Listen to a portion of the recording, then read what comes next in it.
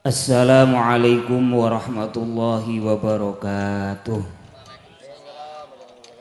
Bismillahirrahmanirrahim. Alhamdulillahi rabbil alamin. Wabihi nasta'inu ala umuri dunya waddin. Assalatu wassalamu ala asyrafil anbiya'i wa imamil mursalin Sayyidina wa maulana wa habibina wa syafi'ina Muhammadin wa ala alihi wa sahbihi ajma'in. Qala Allah ta'ala fi kitabil karim, a'udzu billahi minasyaitonir rajim, bismillahirrahmanirrahim.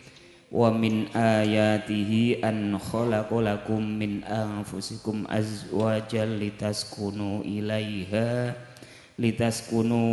ilaiha wa ja'ala bainakum mawaddatan wa rahmah. Inna fi dzalika laayatil liqaumi yatafakkarun.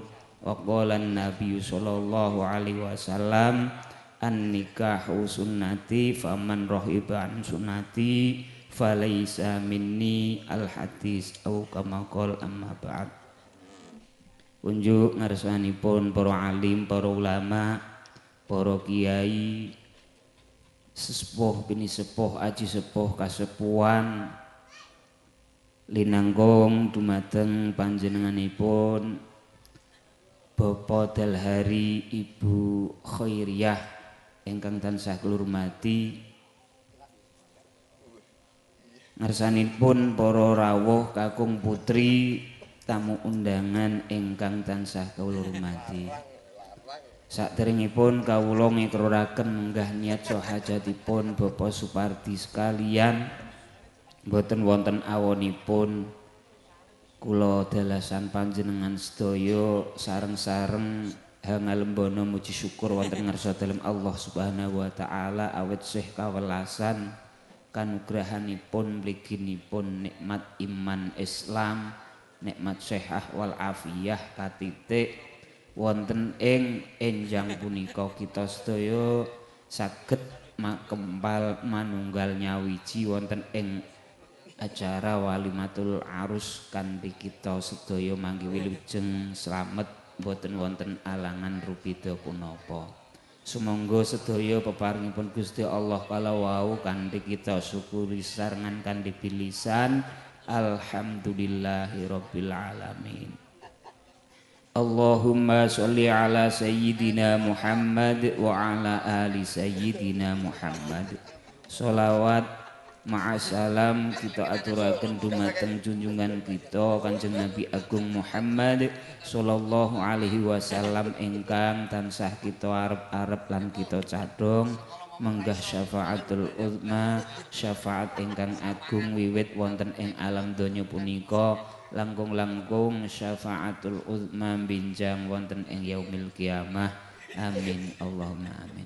Ngarsanipun para sepuh ini sepuh, Bapak Ibu pirawuh sedaya ingkang tansah kula hormati, ing mriki kawula kapurihang ngiraken menggah niat sahajatipun Bapak Supardi sekalian kanthi maujudaken sedekah sekul punar ingkang sampun sumadya wonten ing ngarsa panjenengan sedaya, inggih niat ingkang angka sepisan Bapak Supardi sekalian muji syukur tasyakur wonten ngarsanipun Allah Subhanahu wa taala awet sih kawelasan kanugrahanipun ingkang sampun dipun tampi dening keluarga ageng Bapak Supardi sekalian. Mugi kanthi raos syukur punika estu Gusti Allah nambahi nikmat-nikmat ingkang sampun katampi dening keluarga ageng saking Bapak Supardi sekalian. Niat ingkang angka kalih inggih kanthi sekul punar sak pirantosipun inggih punika Bapak Supardi sekalian netepi darmaning sepuh badhe angemah-ngemahaken putra putrinipun ingkang asisilih inggih Roro Ayu Miranti Adi Pratiwi kajatukrami kalian Mas Mustafa Khairul Anam putra panjalu saking Bapak Dalhari sekalian.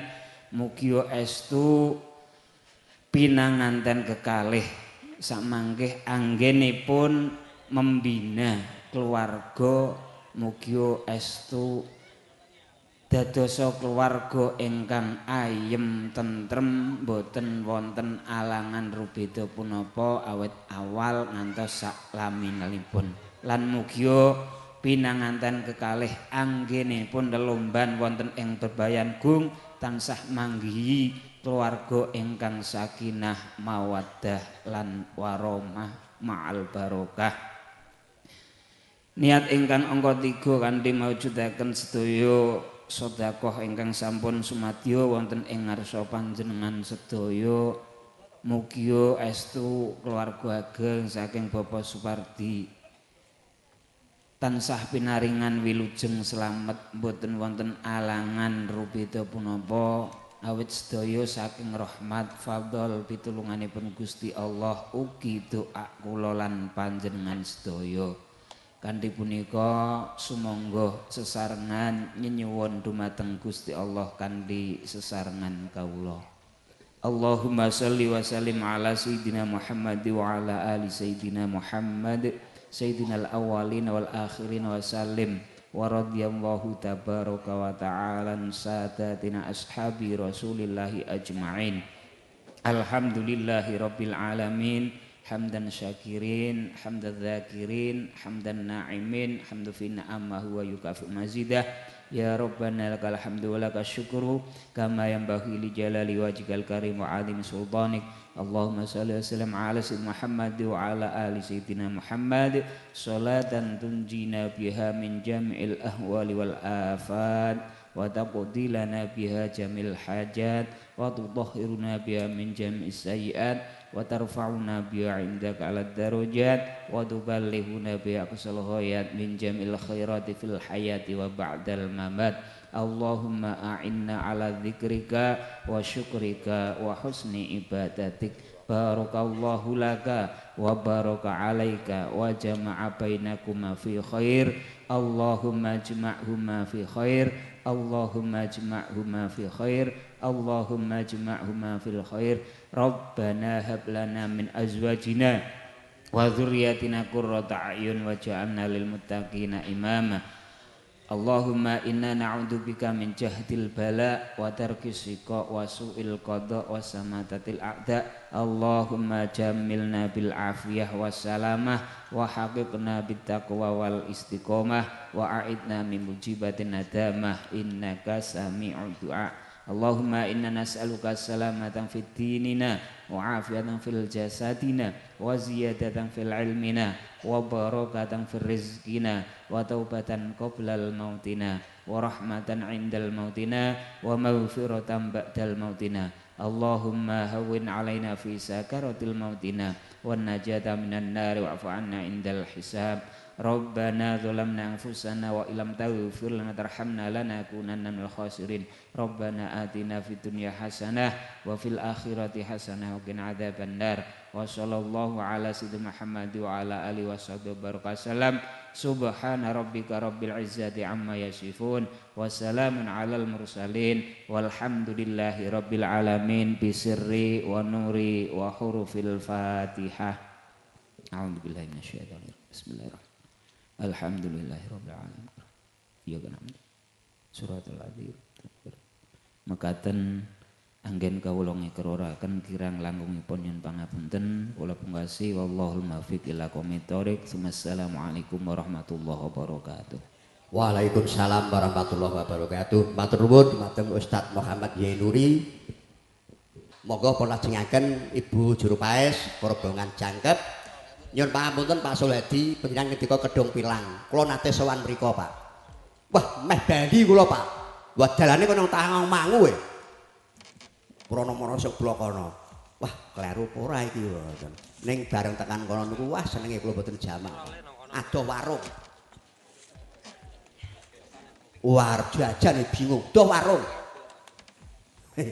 Nggih, para penyagung saking Kedung Pilang panjenenganipun keluarga ageng mugi dipun sekacan dilenggan kanthi merdika dumugi purnane gati ratacara. Ibu-ibu mboten usah kuwatir nggih Bu, niki mengke paling banter ngasan pun bar Bu.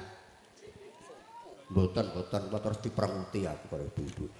badhe kalipur para kadang nyampur sari madu karo musik nyampur sari pimpinanipun menika sederek kula saking alam gaib saking cekel niki bisane saking Kedung Palang to pilang ora ngandel pedal iki saka Kedung Pilang kok niki sing bantah mboten sinten-sinten sapa sing asta Kendang kula matur saking Kedung Pilang kleru reng sing bener Kedung Palang sepur apa ora mudeng kowe gitu Jang sugeng rawuhipun Bapak Ibu saking alhamdulillah Pak Soladi menika nggih najantok niki dulur kula menten iki nggih pun haji Pak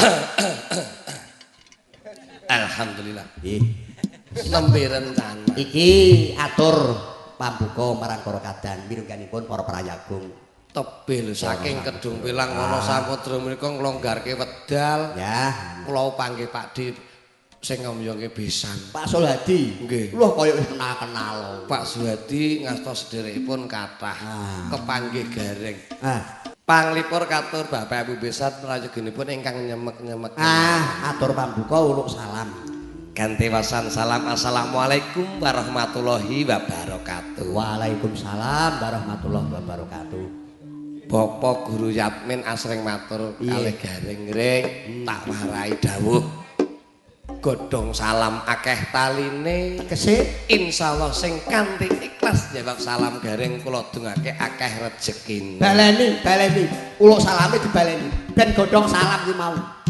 assalamualaikum warahmatullahi wabarakatuh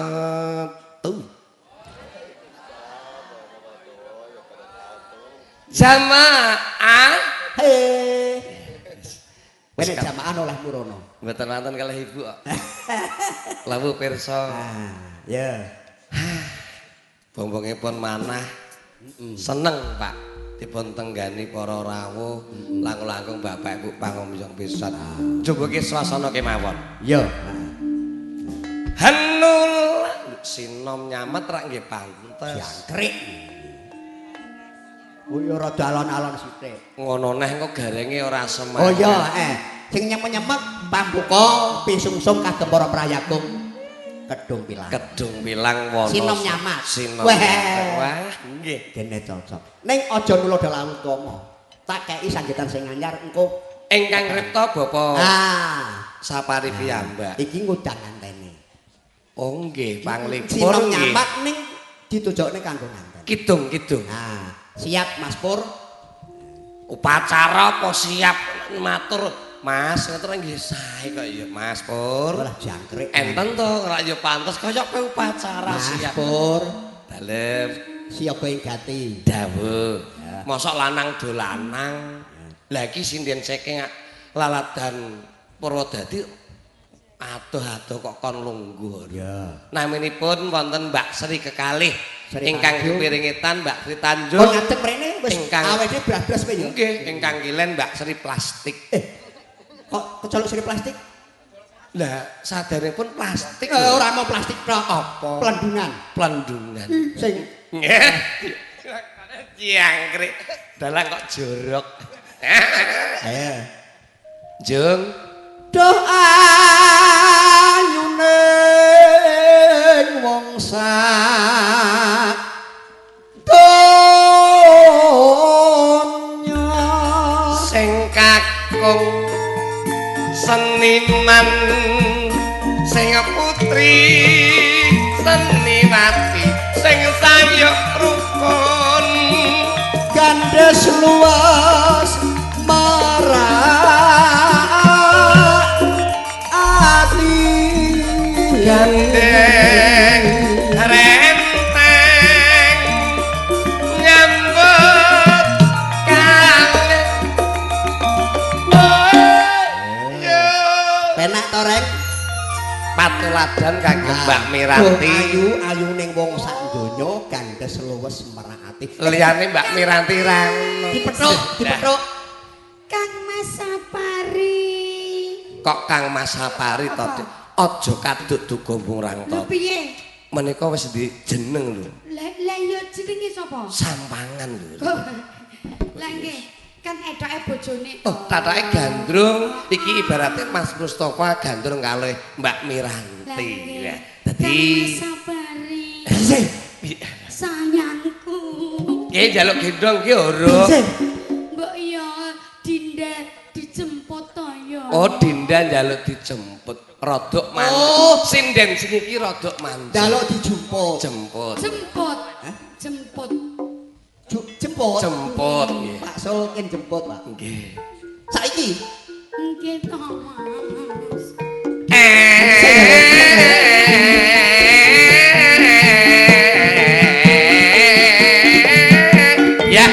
Ya. Lo. Lai. Para tamu sedaya mirsani. Godhaipun Bapak Rajendra Sapari katembe mboyong wonten Mbak Sri Tanjung. Ayo. hop. Jim numon Wong wedok ki sing luwes sing pantes. ngetokke Apa kelebon orang-orang? Mboten. Urung enek sing kleboni blas ya. Piye to jenengan? Jo. Berarti cek perawan. Lah rumangsane kula ki gadis. Iya. Gadis sing kang wingi Bapak pirsa mboten Mbak Sri nek wingi nembe saking rumah sakit Boyolali. Dene Niki atas hasil otopsi ada sesuatu yang robek kena benda tumpul. iki Lah aku ki yo iki makeno. sing operasi sapa? Wong iki yo nang kene wis sing ngendang kok ya.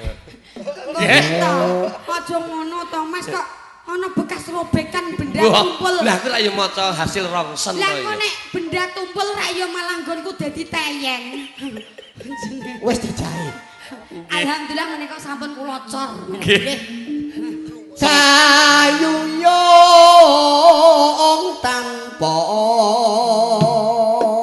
Suara soleh memandang semalane ngetan apali ngulon dadi tenan ora mung guyon ngono iya ngono tresnaku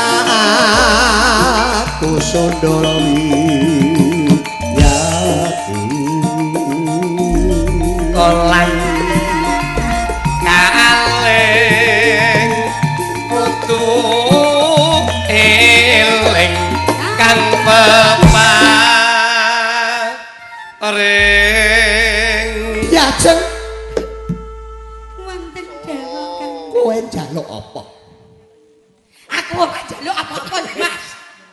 niki nek ajeng dibari monggo niki mboten Mosok- sopan niki Lah nek karo wong wedok ki mbok yo sing alus. sing halus Diajeng. diajeng Dicontoni. Cahayu. Contoni. apa wae sing mbok karepke Kang Mas Gareng tak turuti Onjeh Kang Mas. paribasan awan tak gawe bengi-bengi tak gawe awan amung ngetokke yen aku tresna karo kowe Cahayu Injih Kang Mas kula menika semanten ugi kula nggih namung tresna dumateng panjenengan. ora ngandel aku njaluk bukti yen sliramu seneng karo aku Kowe iki nyontone apa mbok pek dhewe? Iki contoh sing alus ngeten niku. salah meneh cemburu Ngelomi kok dipek dhewe. cemburu Kene yanyi moro tak malam minggu buka Solo panten rame ela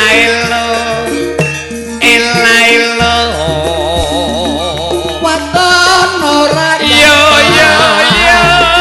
nesu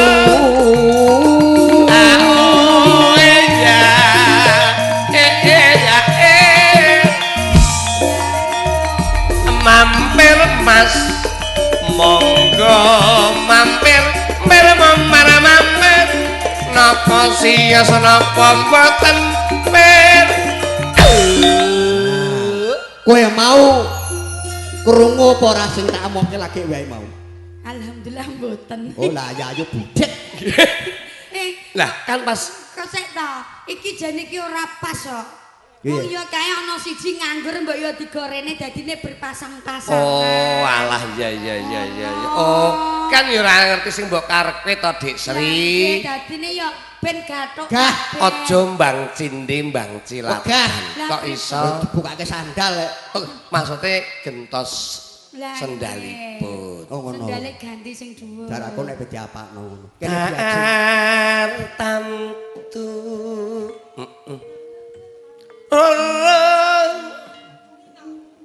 Iki yo njaluk gendong. Oh yes.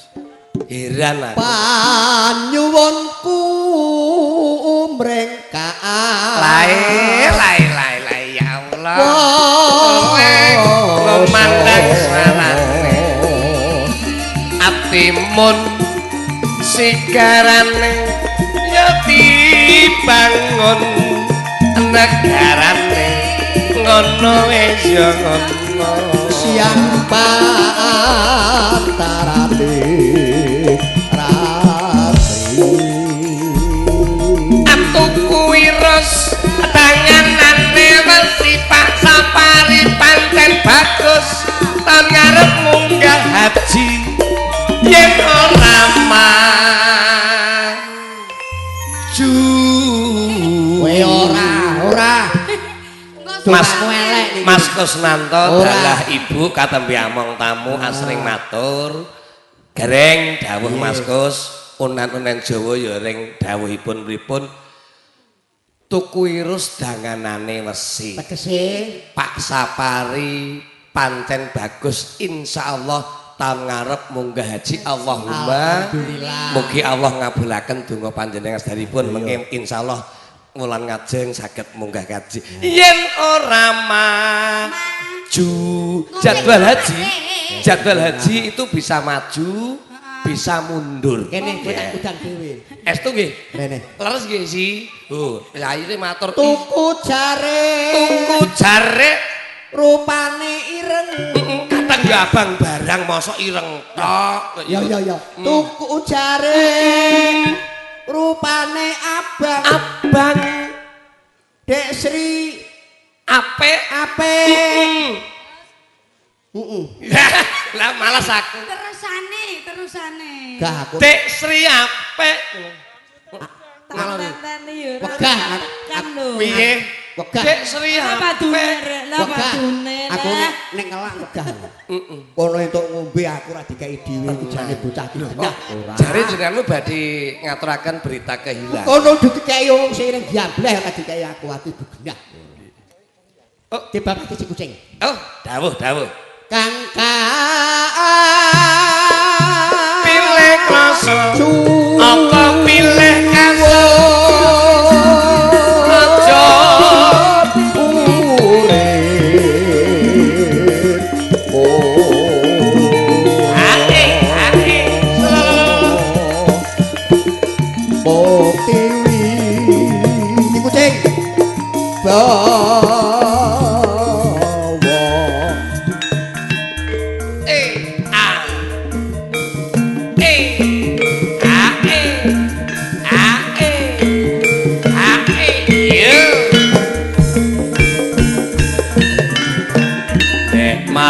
bengi terus montang manteng tanpa turu atiku tansah klisian amarga eling bubar sumanggung nanging ana aku lancer kuning mangkene rumang saku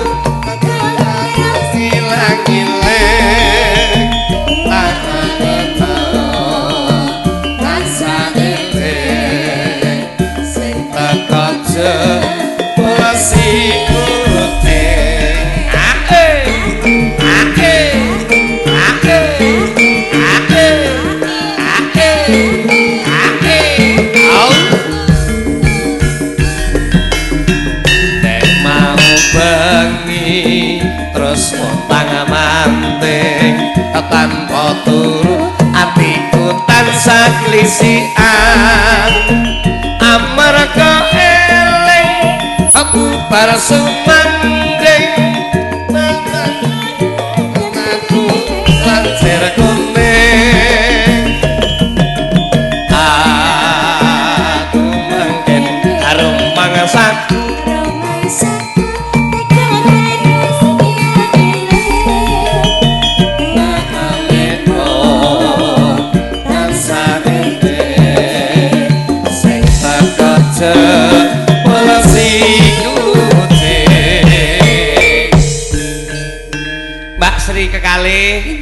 nyarengi saking adang-adang pramugari pahargyan Cahayu ingkang katembe ngaturaken daharan ngrunggan katur Bapak Ibu lang-langkung pangombyong Besar Sutrisno nggih Bapak Sapari sugeng anggrahapi atur pasugatanipun.